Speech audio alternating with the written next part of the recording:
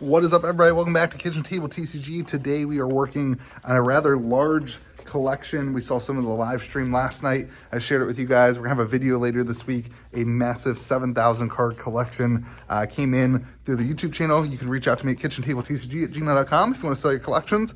But today I was kind of shocked and wanted to have a conversation about MTG Foundations.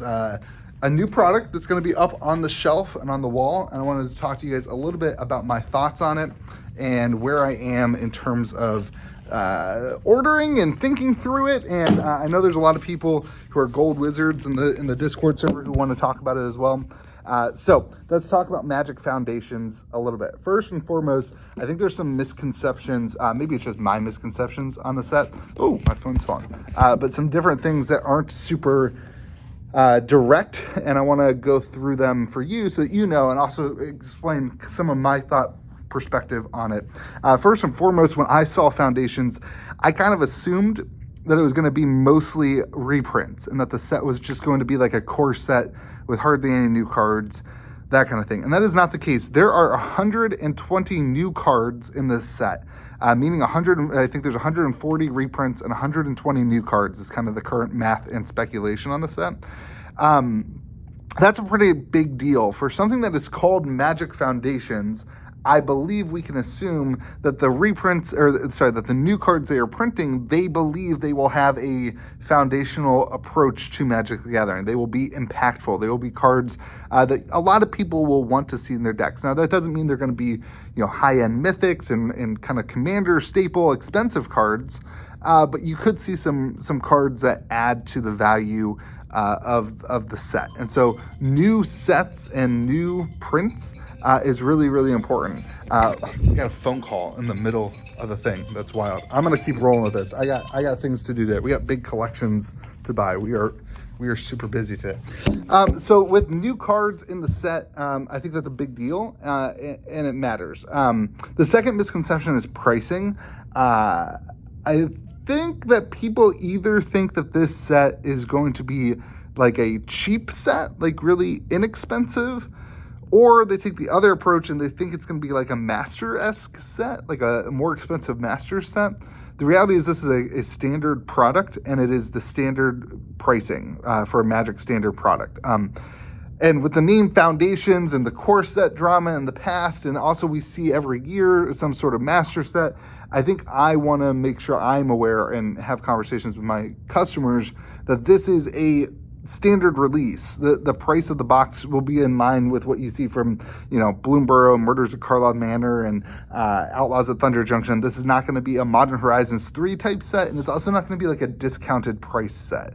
And what that means, it also has an extreme amount of supply, and that'll be another factor that we get into when I get into the things I'm afraid of. So here are the things I'm excited for with Foundations as I've been looking through it. We haven't seen a ton of spoilers, but we have seen enough that I feel like I can give a first thought on the set. And then I'm going to go into the things I'm a little bit fearful of, and I'll be looking at before I make my final order to distro, which is nice. We have some time here, but eventually I'll have to commit to the order that I want, and so I want to give you guys some of the thoughts on that. The first thing I'm excited for, Pauper reprints. I think a standard set like this, a foundational set like this, will have a lot of what we know as Pauper staples, thinking like Dust to Dust and some other cards that have gotten a little expensive. And I think Pauper, I like the idea that Pauper staples are really cheap. I think that's the point of the format. So Pauper reprints, I think we'll see a lot of that. And then with that always comes like Pauper downshift cards, where they take an uncommon and they downshift it to common to work for draft or whatever. This is a draft set. This is a draftable set, which is also important. So seeing some Pauper reprints and Pauper downshifts has me excited. I know my store will be excited. That's not going to sell boxes though, but just personally, I love the Pauper format. And so I'm excited for some things potentially in Foundations that change and warp the Pauper meta and the Pauper Foundations, if you will. The second thing I think is really exciting about this set, assuming that they have serialized cards, and assuming that because of the name Foundations, those are going to be the iconic cards of Magic the Gathering. The value of the collector boosters, I think, could have some extreme amounts if they do really iconic serialized cards. And even if they do, even better if they do iconic serialized cards with unique artwork. That's something I've talked about a lot on the channel with Bloomburrow. One of the reasons the Bloomburrow gold foil, raised foils are doing so well is that they have unique artwork that is really good and exciting and beautiful and whatever. And so if they put serialized cards with unique artworks on things like Llanowar Elves, all of a sudden you have some extreme demand and excitement about an iconic card that is a 10-cent common.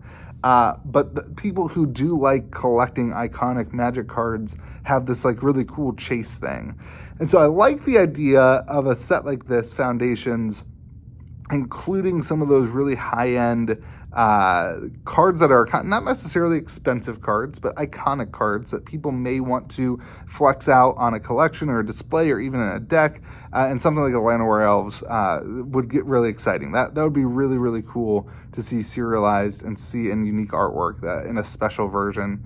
And that could give a lot of excitement to the collector boxes. So I think that what I will be looking for on spoiler season is to see what do they choose to put as the big flashy variant, and are those the iconic cards that I hope that they are? Because if they are, I think that will sell a lot of boxes. I think that'll be really good for the ecosystem of this set, and then I'll want to order more of it, if that makes sense.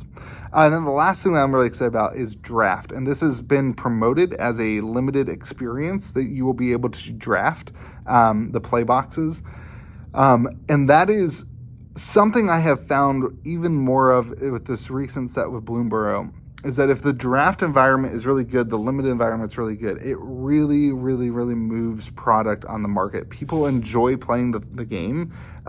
People, if they enjoy playing the set, they enjoy buying the set, and they enjoy updating their decks with the set.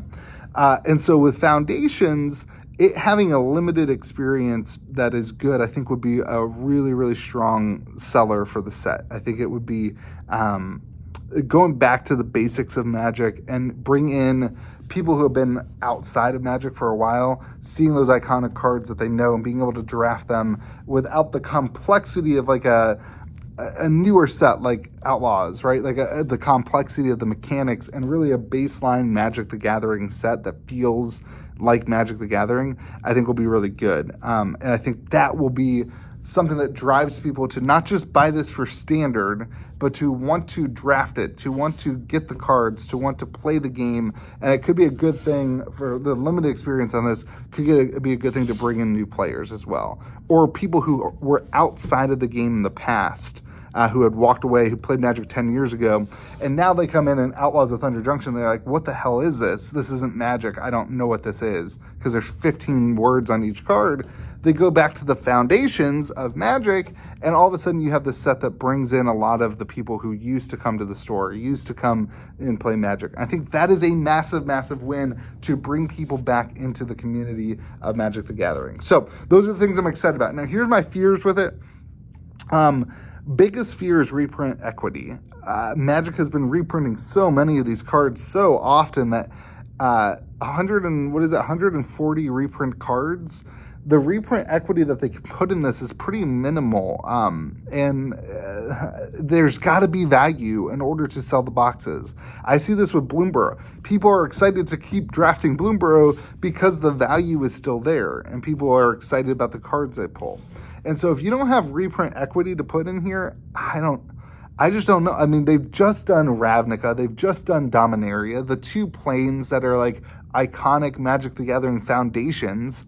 They just did remastered sets of those planes. And so how much reprint equity can they really put into this Foundation set when you've already had a Birds of Paradise in every freaking set in the last year? You've already reprinted all the Ravnica cards. You've already reprinted, again, all the Dominaria cards. They're doing an Innistrad remaster, which is different, I know, but they're just doing so much that affects the reprint equity.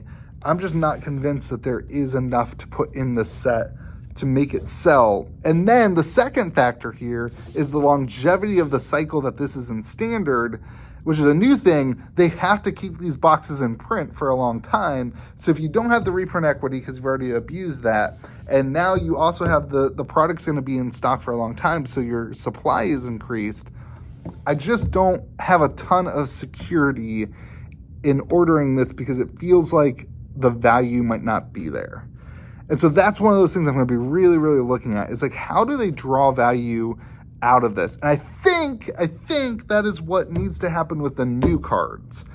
There's been some conversation about some Commander staples that are functionally reprinted in unique new cards in the set. I don't remember exactly what they're, I want to say it was Sanguine Bond or whatever it is. Don't quote me on that. But, cards that do the same thing as another card. And so now you want that card and this card. And so if they can get around the reprint equity by having, good new cards, that might work. And I think that's what Magic's trying to do recently. But that lack of reprint equity that they have access to right now worries me. And that longevity of a cycle of a product and keeping it in stock worries me. This seems like a weird inclusion into the current Magic ecosystem where we are seeing the benefit of lower supply in Magic right now. And that brings me to the last part of this, is that this is very much a standard-focused release. And I just don't believe that I don't believe that standard is alive and well and thriving. Maybe this drives more and more people to go play standard. I hope that's the case. I would love to see our community here at Game Grove get excited about standard. I feel like we have tried to do some things. We do the store championships. We do all the things and the stuff. And it just doesn't seem like the drive is there for standard to become what it once was. And this product, I think, is hinging on the bet that standard is back and alive and exciting and well. And maybe that's just my community, but what I hear from the comment section, let me know in the comments if I'm wrong. What I hear a lot of is that most people just want to play Commander. Most stores are just Commander. Most environments for Magic is just Commander right now. And then there's the modern crowd that exists, but that standard's really not thriving. And for us locally, I put a lot of energy into making sure we have a really good limited experience, because that can scale. I don't have to worry about a set ruining standard because we can just play a different limited experience, and my customers are super excited about that and happy about that. So this set being so focused on standard has me a little worried as well. So those are my thoughts. Let me know what your thoughts are about Foundations in the comment section.